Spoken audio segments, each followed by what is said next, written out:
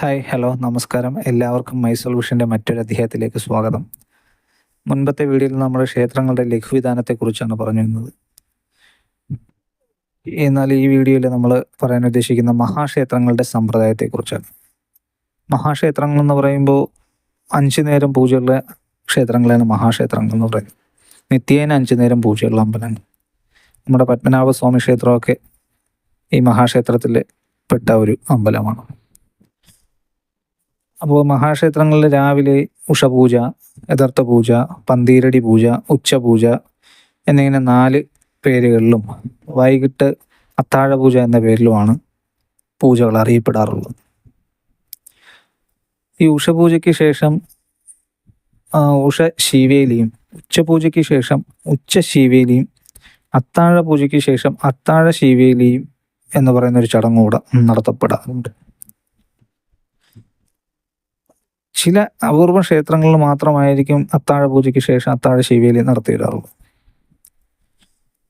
ചില ക്ഷേത്രങ്ങളിൽ അതിൻ്റെ കൂടെ നിത്യേന നവകം, പഞ്ചഗവ്യം, കലശം, കലശാഭിഷേകം ഇവയെല്ലാം നടത്തി വരാറുണ്ട്.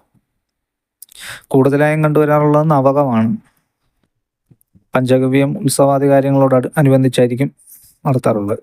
എന്നാൽ സാധാരണ അമ്പലങ്ങളിൽ ഇത്തരത്തിലുള്ള ചടങ്ങുകളില്ല. അത് ഉത്സവാദി സമയങ്ങളാകുമ്പോൾ മാത്രമായിരിക്കും നവകവും പഞ്ചഗവ്യവും ഒക്കെ നടത്തി കലശപൂജയൊക്കെ നടത്തി വരാറുള്ളത്. പക്ഷെ മേജർ ക്ഷേത്രങ്ങളിൽ എപ്പോഴും ഇത്തരത്തിലുള്ള ചടങ്ങുകൾ നടത്തി വരാറുണ്ട് 5 നേരം പൂജയുള്ള അമ്പലങ്ങളിൽ.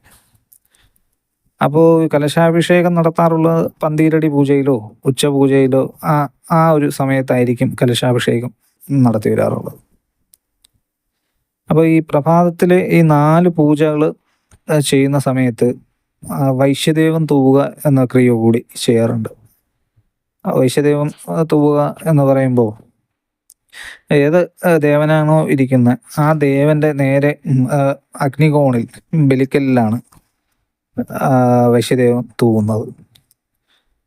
അപ്പോൾ അവിടുത്തെ അഗ്നി ഭഗവാനെ സങ്കല്പിച്ചാണ് ഹവിസ് തൂവാറുള്ളത്.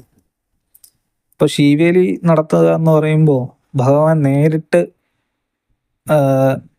പോയി അന്നം കൊടുക്കുന്നു എന്നുള്ളൊരു ചടങ്ങാണ് ശീവേലി നടത്തുന്നത്. അപ്പോൾ അവിടത്തേക്ക് ഏതമ്പലമാണോ ആ അമ്പലത്തിലെ കീഴ്ശാന്തി ആ ദേവൻ്റെ ശീവേലി വിഗ്രഹം തലയിലെടുത്തുകൊണ്ടോ ചിലയിടത്ത് ആനപ്പുറത്ത് എഴുന്നള്ളിച്ചുകൊണ്ടോ ക്ഷേത്രത്തിന് ചുറ്റും ഇരിക്കുന്ന ദിഗ്പാലകരെയും സപ്തമാതൃക്കൾക്കും എല്ലാവർക്കും ഹവിസ് തൂവുക, ചന്ദനജലം,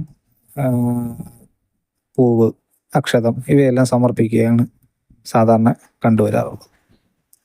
അപ്പോൾ അത്തരത്തിലുള്ള ക്ഷേത്രങ്ങളുടെ ചൈതന്യം എന്ന് പറയുന്നത് വളരെ വളരെ വലുതായിരിക്കും.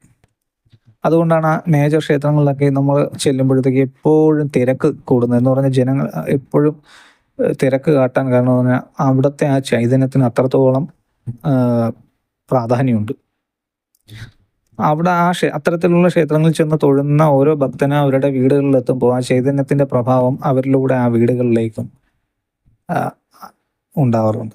അതുകൊണ്ടാണ് അമ്പലത്തിൽ പോയിട്ട് നേരെ വീട്ടിൽ തന്നെ തിരിച്ചു പോകണമെന്ന് പറയുന്നത്, മറ്റൊരിടത്തും കയറരുത് എന്ന് പറയുന്നത്.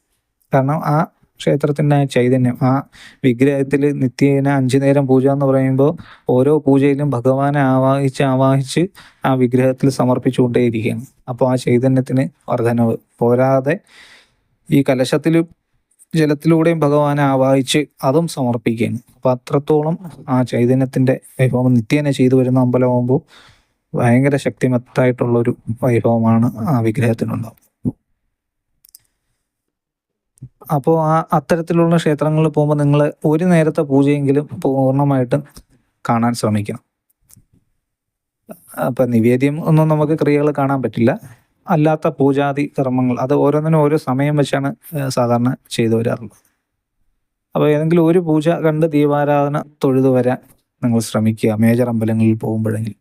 നമ്മൾ ഏതൊരു അമ്പലത്തിൽ പോയാലും ചെന്ന് പെട്ടെന്ന് ഭഗവാനെ കണ്ട് തൊഴുതിട്ട് പെട്ടെന്ന് ഓടിപ്പോ, സമയമില്ല 5 മിനിറ്റേ ഉള്ളൂ, ഭഗവാനെ പെട്ടെന്ന് കണ്ടിട്ട് എനിക്ക് ഇറങ്ങിപ്പോകണം എന്ന് പറഞ്ഞ് നിങ്ങൾ ഒരു അമ്പലത്തിലും പോകല്ല. നിങ്ങൾ അമ്പലത്തിൽ ഭഗവാനെ തൊഴാൻ പോവുകയാണെങ്കിൽ നിങ്ങൾ ആ അമ്പലത്തിൽ ചെന്ന് ഭഗവാനെ തൊഴുത് മിനിമം അരമണിക്കൂർ ആ അമ്പലത്തിൽ നിങ്ങൾ സ്പെൻഡ് ചെയ്യണം.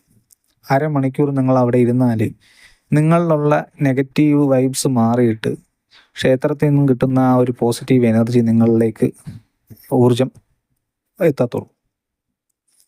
നിങ്ങളുടെ തോട്ട്സൊക്കെ ആ സമയം കൊണ്ടേ മാറത്തുള്ളൂ, നിങ്ങളെ ടെൻഷൻ മാറത്തുള്ളൂ. ഇപ്പോൾ ഏതൊരു അമ്പലത്തിൽ പോയാലും നിങ്ങൾ 5 മിനിറ്റിന് വേണ്ടി ഒരിക്കലും നിങ്ങളൊരു അമ്പലത്തിൽ തൊഴാൻ പോകരുത്. നിങ്ങൾ ഒരു അരമണിക്കൂറെങ്കിലും ആ അമ്പലത്തിൽ സ്പെൻഡ് ചെയ്യാൻ എപ്പോഴും ഏത് അമ്പലമായിരുന്നാലും ശ്രമിക്കുക. 5 മിനിറ്റ് അല്ല, അരമണിക്കൂർ ഇരുന്ന് അവിടെ ഒന്ന് ഒരു മെഡിറ്റേഷൻ വേണമെങ്കിൽ നിങ്ങൾക്ക് ചെയ്യാം. അപ്പോൾ നിങ്ങൾക്ക് അതിൻ്റെ ആ ഒരു എനർജി മനസ്സിലാവും. നമ്മൾ സാധാരണക്കാരെല്ലാവരും പെട്ടെന്ന് കടയിൽ പോണ വഴിക്ക് ഇറങ്ങിയിട്ടാണ് ഭഗവാനെ കണ്ടിട്ട് തൊഴുതിട്ട് ഒരു ചന്ദനക്കുറിയും തൊട്ടും കൊണ്ട് ഓടുന്നത്.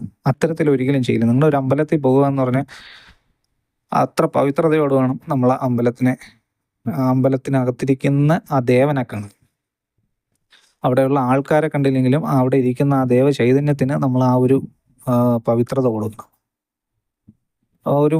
നമ്മുടെ മറ്റൊരാളുടെ ഒരു വിശേഷപ്പെട്ട ഒരു വ്യക്തിയുടെ വീട്ടിൽ കയറി ചെന്നിട്ട് പെട്ടെന്ന് നമ്മളൊരു അതിഥിയുടെ വീട്ടിൽ ചെന്ന് കയറി ഉടനെ നമ്മൾ ഇറങ്ങി പോകുമ്പോൾ അവർക്ക് ആ ഒരു എന്തെങ്കിലും അവരുടെ മനസ്സിലേക്ക് അയാൾ വന്നുടനെ ഇറങ്ങിപ്പോയി കളഞ്ഞു എന്നൊരു തോന്നലുണ്ടോ? ഭഗവാൻ അങ്ങനെയില്ല. എങ്കിലും ഭഗവാന്റെ മുമ്പിൽ ചെന്ന് നിങ്ങളൊരു അരമണിക്കൂറെങ്കിലും ഇരുന്നാൽ മാത്രമേ നിങ്ങൾക്ക് അവിടുത്തെ ആ എനർജി, അല്ലെങ്കിൽ ആ ക്ഷേത്രവുമായിട്ട് ബന്ധപ്പെട്ട് നിലനിൽക്കുന്ന എനർജി നിങ്ങളിലേക്ക് എത്തത്തുള്ളൂ.